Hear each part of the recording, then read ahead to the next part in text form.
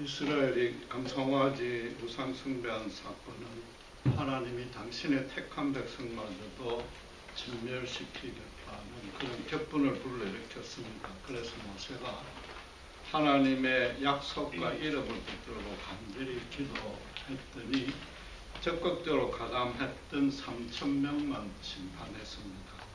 진멸은 멸한 것입니다.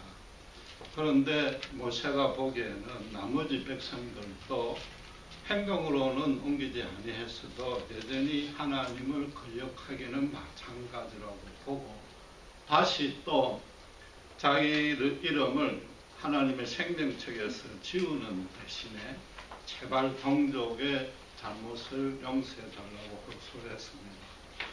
그러자 하나님이 32장 33절에 누구든 범죄한 자만 그 책에서 제한다고 답을 했습니다. 다른 사람을 대신해서 심판을 받는다고 해서 그 사람을 구원해 주는 법은 절대 없다는 겁니다. 모세가 아무리 위대한 믿음의 종이라 할지라도 그도 역시 인간에게 불과하기 때문에 다른 인간의 죄를 중보하는 자로는 되지 못한다. 중보자는 오직 예수 그리스도뿐이라는 겁니다. 그러면서 어쨌든 모세가 자기를 희생하면까지 동족을 살려달라는 기도는 하나님의 마음을 다시 움직였습니다. 그래서 오늘 본문 1절 2절에 이스라엘들은 가나안 땅으로 올라가라고 진군을 허락했고 당신의 사자들을 먼저 앞서 보내서 가나안 족속을 쫓아낼 것이라고 약속까지 해주셨습니다. 그런데 3절에 가서는 이스라엘이 목이 곧은 백성이니까 다시 거역할 수 있기에 중도에 너희를 진멸할까봐 염려되어서 하나님 당신께서는 함께 가지 아니하겠다고 했습니다. 하나님의 진노가 아직도 덜 풀려서 짜증을 내시는 것인가? 당신의 사자를 앞서 보내는데 당신이 동행하지 아니한다는 것은 논리적으로 앞뒤 말이 안 맞는 말씀이란 말이에요. 하나님 뜻이 뭐냐 하면은 가나안 땅 정복하는 그 정도는 당신의 사자들 몇 명만으로 충분하니까 그 정도는 걱정하지 말라 이 말입니다. 대신에 하나님의 관심은 당신의 백성들이 목이 굳은가 부드러운가 3절과 5절에 두 번이나 강조했습니다. 당신에게 진심으로 순종하고 경배하도록 바꾸는 그 일에만 하나님이 관심을 갖고 있다는 겁니다. 이스라엘은 4절에 하나님이 동행하지 아니한다는 그 준엄한 말씀을 듣고 여기 준엄이라는 것은 언어로 슬프다, 나쁘다는 뜻입니다. 그 말씀을 듣고 뒤늦게나마 각성하고 단장하지 않았다고 합니다. 이건 몸에서 장신구를 다 떼어냈다는 겁니다.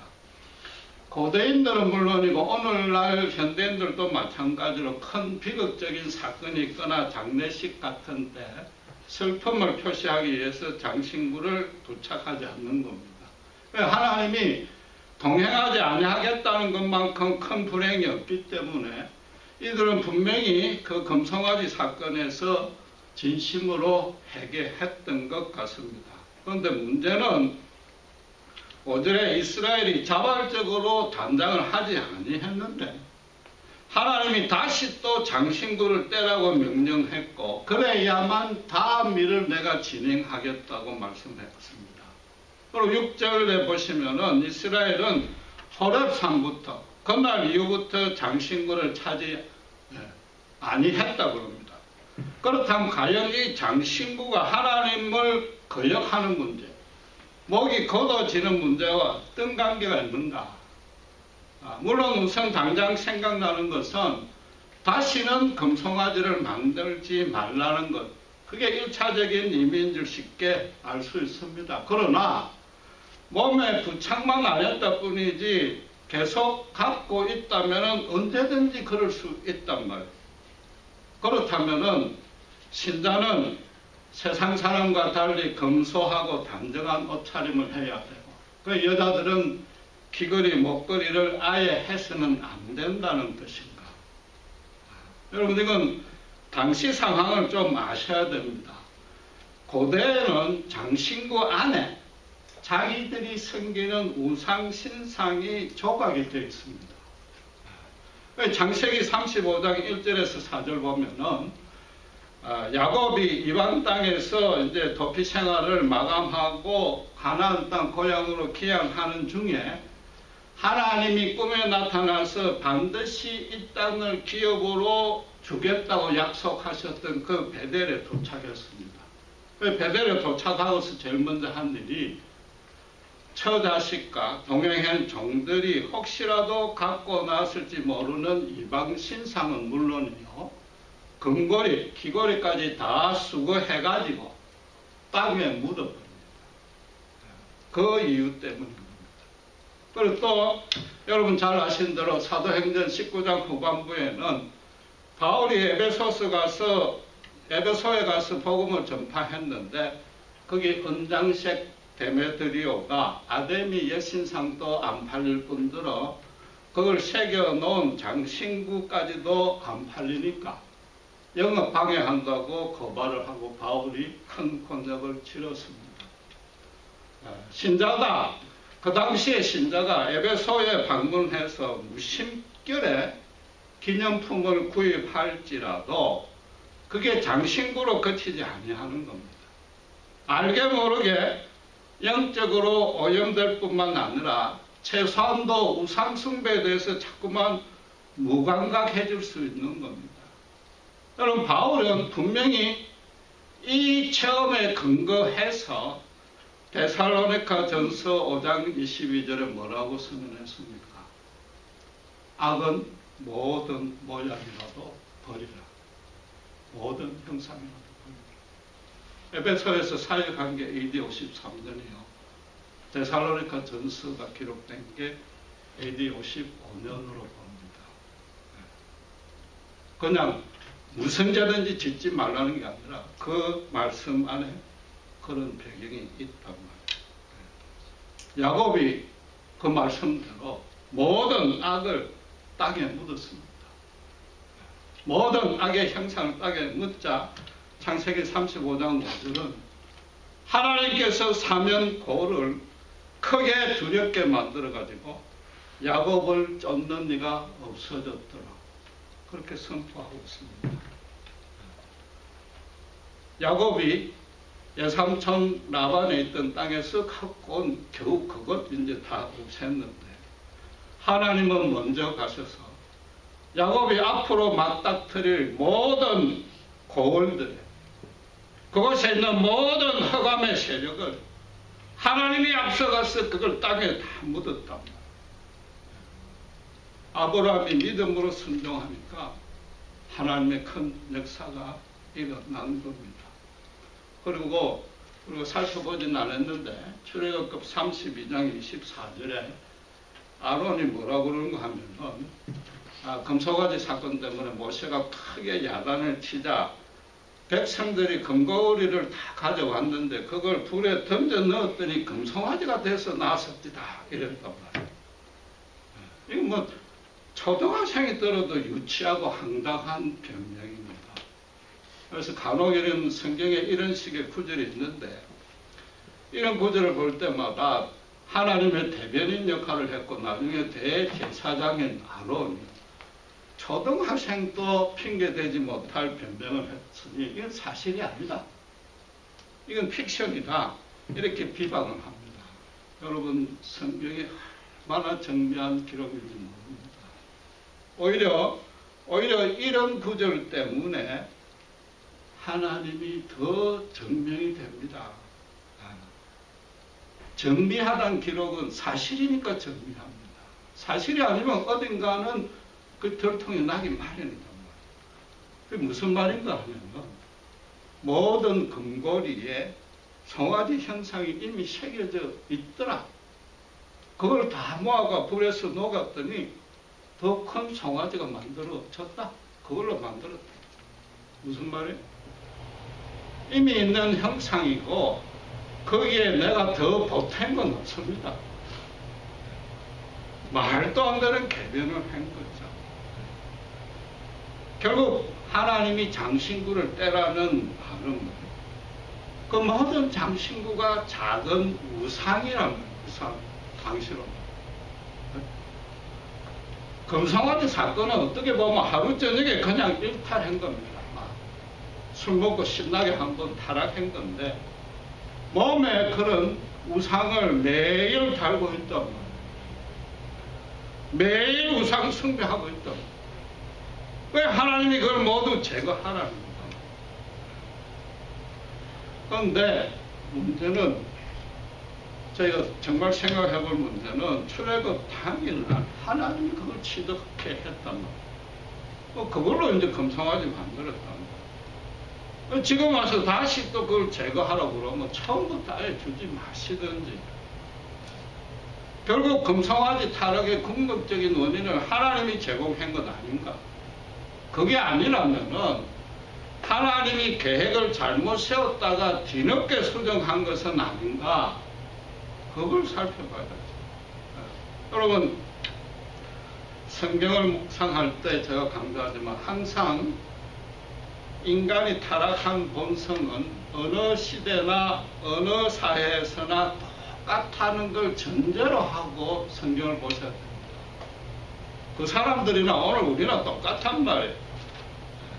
여러분, 일제강점기 때 친일파들은 선진 일본의 문물을 받아들이고 그걸 절김으로 해서 어떻게 했습니까? 자신들의 신분과 특권을 가시했습니다. 애굽에도 노예생활 할 동안에 애굽에 협조해서 중간 가지자들은 분명히 호사스럽게 살았을 수 있습니다. 아론에게 금송아지를 만들자고 한 건 결국 그런 사람들이 분명히 먼저 제안했을 것이고, 심지어 그런 사람들이 이미 금송아지 신상이 새겨져 있는 금고리까지 갖고 있었을 수도 있는 겁니다. 그러니까 그 사람들이 숫자가 얼마예요? 200만 명 중에 3,000명이 됩니다.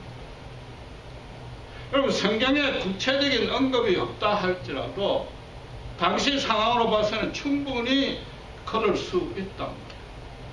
설령 그들이 금고리를 안 가지고 있고 출애굽 당일날 취득했다 할지라도 여호와를 따르는 백성이 우상을 가지고 자기를 치장하는 건 있을 수가 없는 겁니다.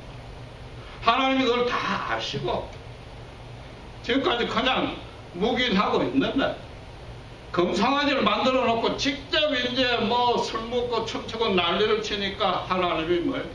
당장 다 떼요. 그리고 앞으로 절대 밟지 말라. 여러분, 한국은 겨우 36년간 일본 식민지 했는데 해방 후에도 그 친일파들이 상당히 득세를 했습니다. 이스라엘은 그거 10배가 넘는 400년 동안 애굽에서 노예 생활을 했습니다. 그러니까 이 노예 근성, 타성이 몸에 붙었습니다. 출애굽 후에도 여전히 그들이 지도자 행세를 했을 겁니다. 그러니까 아론도 그들의 요구에 함부로 무시 못하고 그대로 따랐단 말이에요. 하나님은 잘 기억하셔야 됩니다. 가나안 족속을 진멸하기 전에 당신께서 택한 백성 3,000명을, 무려 3,000명을 칼로 도륙해 죽였단 말이에요. 결코 잔인하거나 무서운 분이 절대 아니란 말이에요. 제일 먼저 해결해야 되고 제일 먼저 그런 장신구를 떼야 되고 믿음의 본을 보여야 될 중간 관리자들이, 지도자들이 먼저 우상을 섬기고 우상을 몸에 부착하고 그 전 백성에게 나쁜 영향을 미쳤단 말이에요.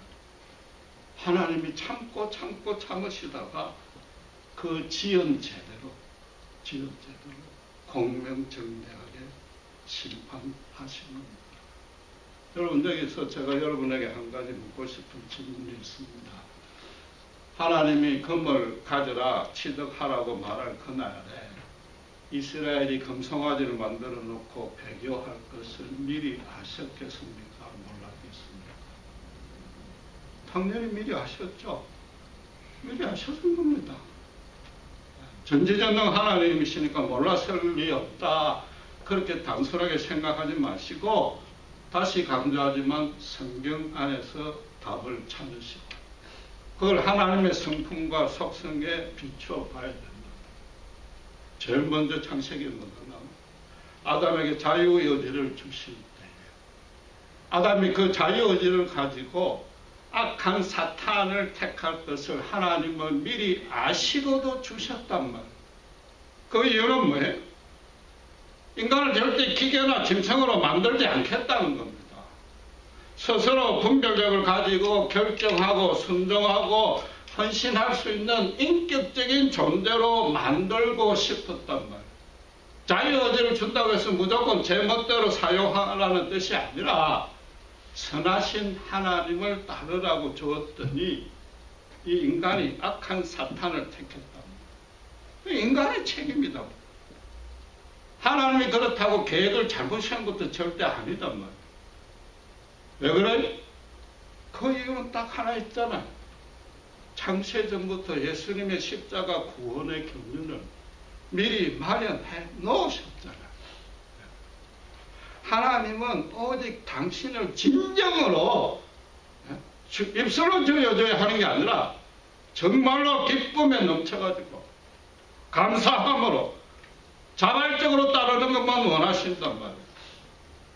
그래야만 하나님이 얼마나 긍휼이 많으시고 그 사랑이 얼마나 깊으신지 정확하고도 더 깊이 깨달아서 받아 누릴 수 있단 말이에요. 또 그런 자만이 진정으로 감사할 수 있단 말이에요.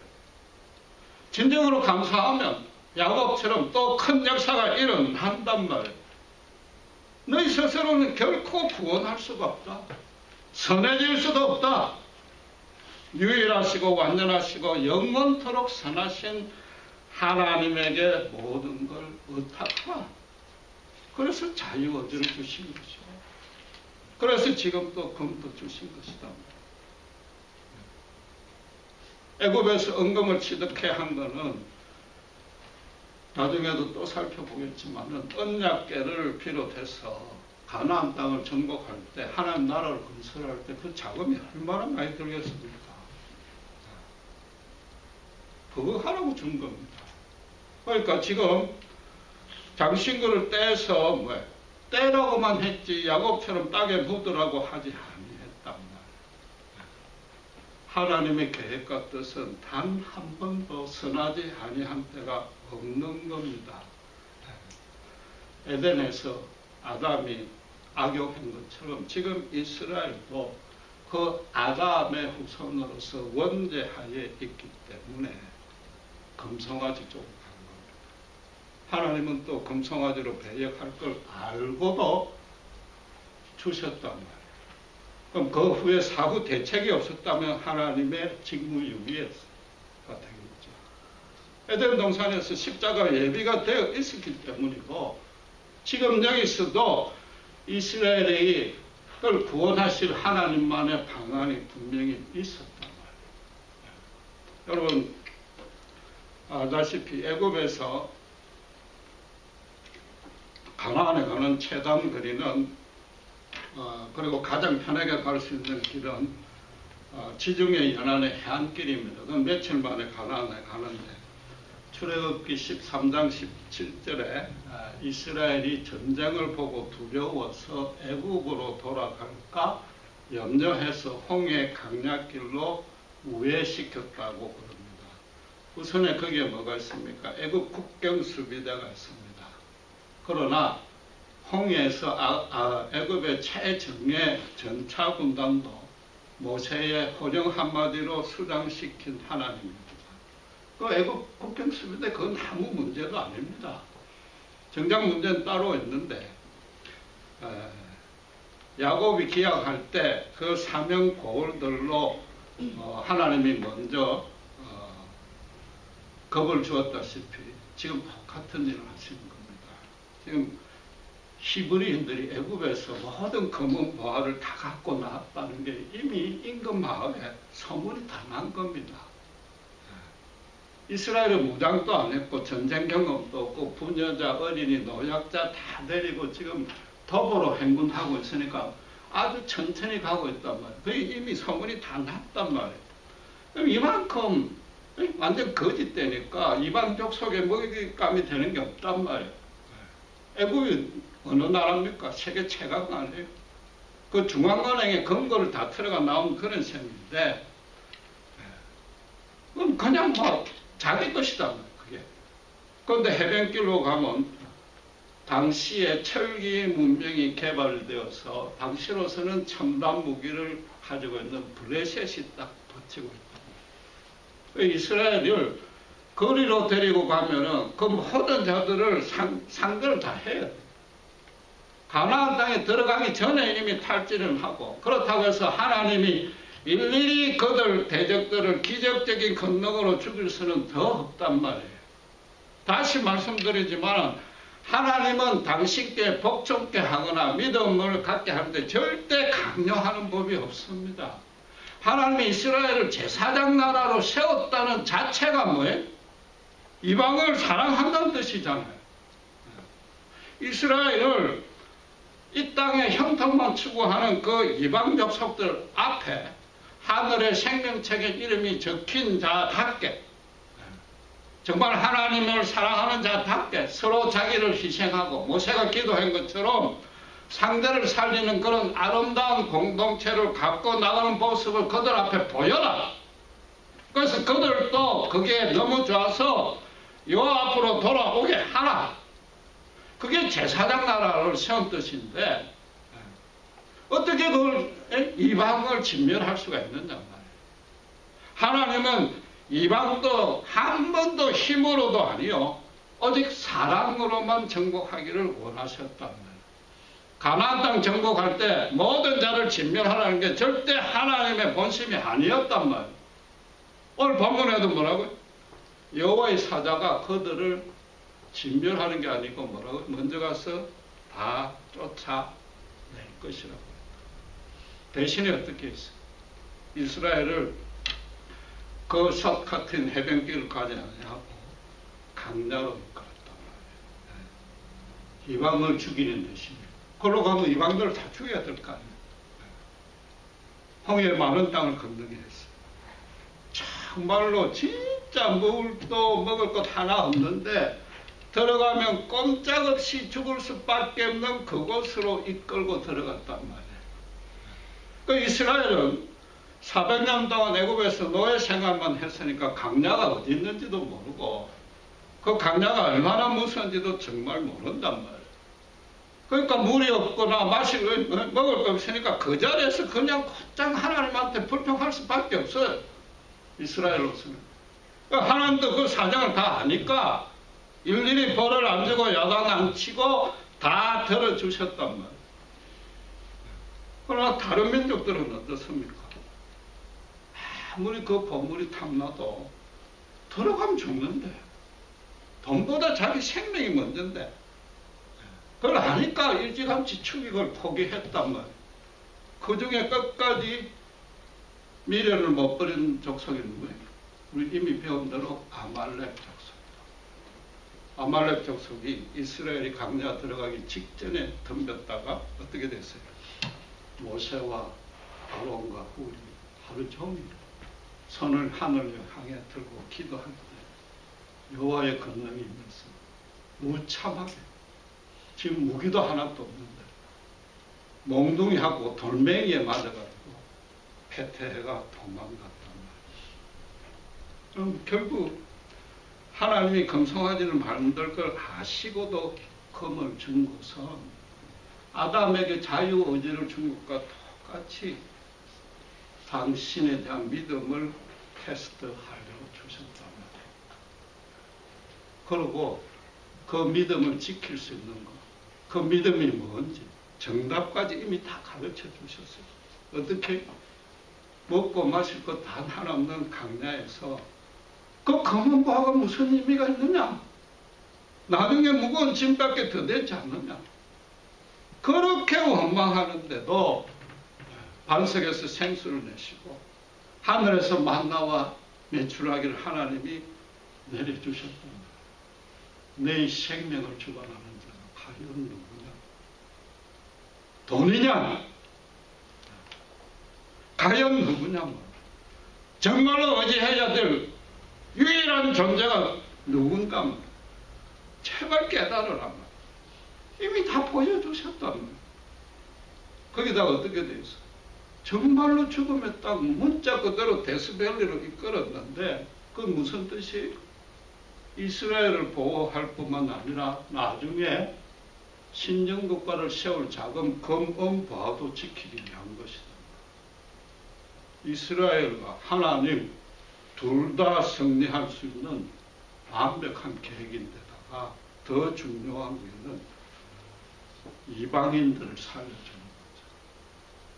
이방인들을 안 죽이기 위해서 그쪽에 갔단 말이에요. 하나님만의 정말 놀라운 섭리입니다. 하나님의 은혜가 그런 겁니다.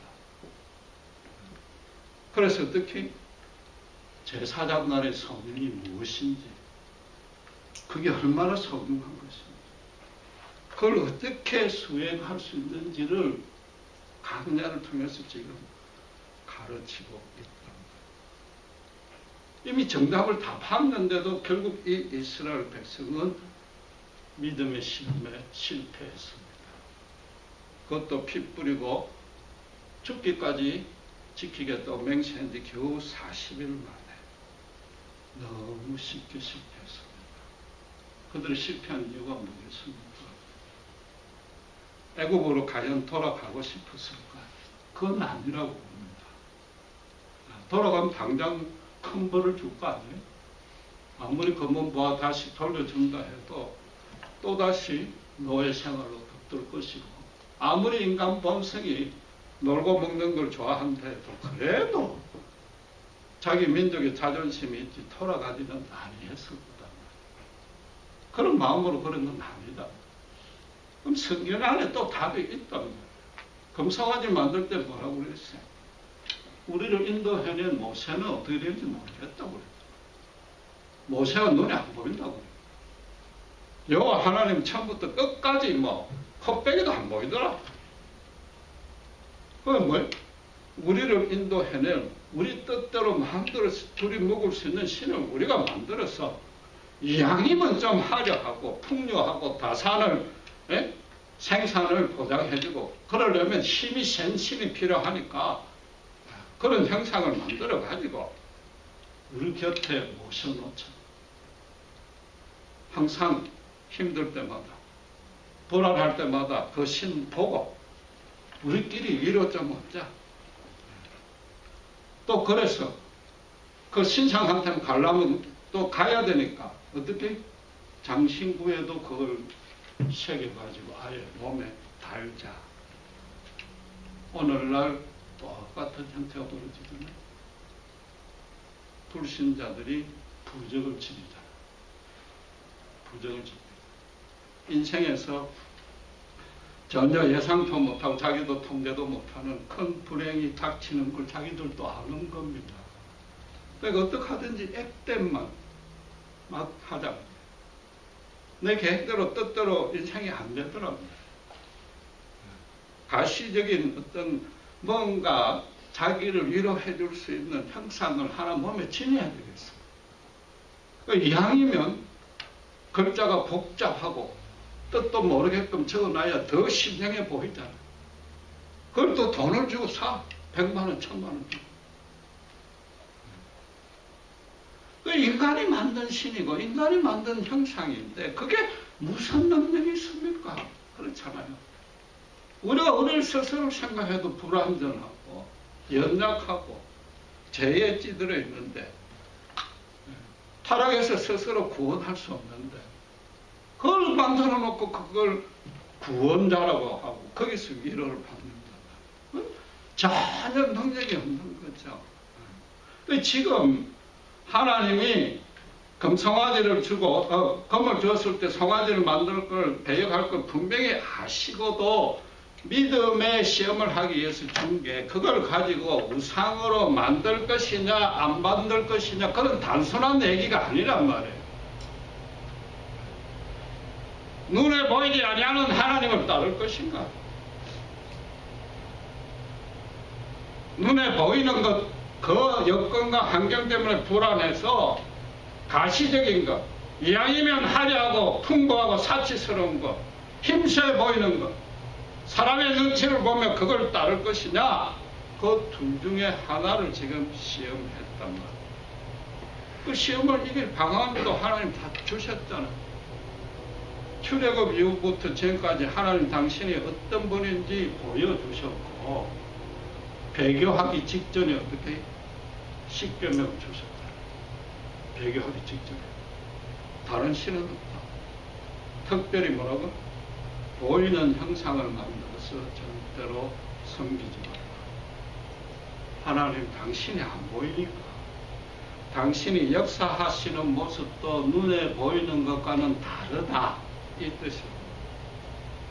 눈에 보이는 대로 이게 하나님의 뜻이요 계획일 거라고 절대 섣불리 생각하고 착각하지 말라. 외국은 출애굽 이후부터 지금까지 그저 불평했다. 그러나 하나님은 이스라엘이 가진 검은 보석과 이방 족속마저도 보호하신 완벽한 게.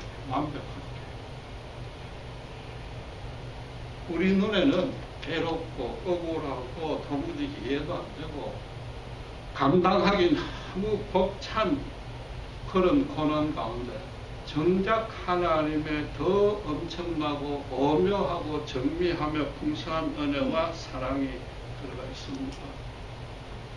들어가면 반드시 죽어야 될 그런 강야에서도 하나님은 단 한 번도 이스라엘 백성을 허기지게도 안 했고 목말라하게도 안 했으며 그 길만이 그들을 보호할 수 있는 최적의 길이었다. 인간의 눈에 보이는 환경으로는 인간이 판단한 정답은 죽음뿐이에요. 하나님이 보시는 눈에 안 보이는 것들로 하나님이 계획하시고 하나님이 이끄셨기에 하나님의 정답은 뭐예요? 오직 생명뿐이다. 완전하신 하나님을 완전히 믿고 모든 걸 완전히 맡기라는 것이다. 그런데도 이 이방은 물론요, 이스라엘 백성이 장신구를 부적처럼 붙이고 그 자체도 따져보면 스스로 그게 얼마나 연약하고 불완전한 존재라는 것을 자기들 스스로 증명하는 셈입니다. 불신자들도 불쌍한 겁니다. 정말로 참 평안과 기쁨을 찾으려고 몸부림치는 겁니다. 그런데도 뭐가 문제입니까? 목이 고다고 어리석어가지고 인간을 창조하신 그분 말고는 인간을 구원할 수도 없고 절대 선하게도 할 수도 없고 심지어 평강도 줄 수 없다는 그 사실은 죽어도 인정을 안 한다. 그 사탄이 종이 되고 그게 문제라는 거예요. 그걸 이길 수 있는 길은 뭐예요? 십계명의 첫 계명을 철저히 지키는 것밖에 없습니다. 하나님 한 분이신 그분이 십자가에서 우리가 생각해도 이처럼 연약하고 제 말은 내 대신 죽으신 사랑에는 어떤 것도 소망이 없다. 여러분, 신자들 가운데 간혹 제 집사람도 그런데 건물로 된 십자가 목걸이를 걸고 있습니다. 그런데 그게 혹시라도 드라큘라 같은 악령을 물리칠 것이라고 기대하면 그 순진한 뜻은 이해가 할 수 있습니다.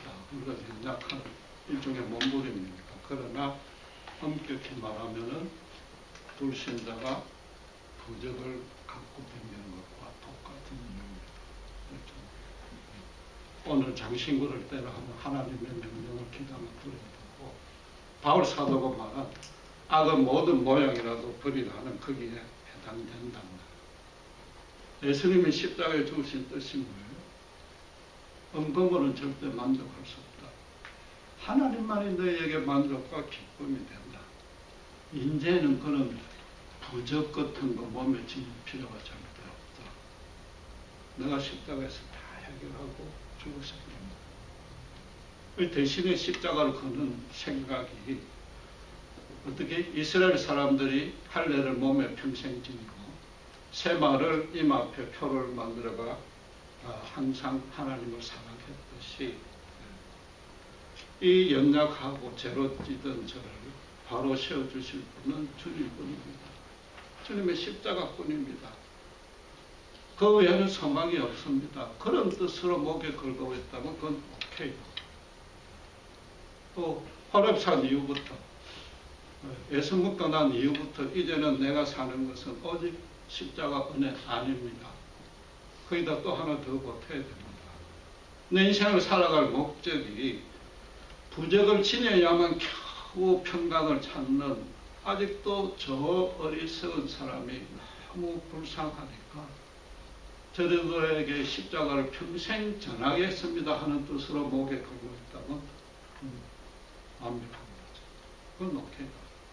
쉽게 말해서 이겁니다. 내가 예수를 안 믿었더라면 어떡할 뻔했나. 진짜 큰일 날 뻔했다. 이런 철저한 체험적인 고백이 있고 그 위에 예수를 믿었기 때문에 이것 외에 다른 소망은 없다. 하나님께 또 따로 요구할 것은 없다.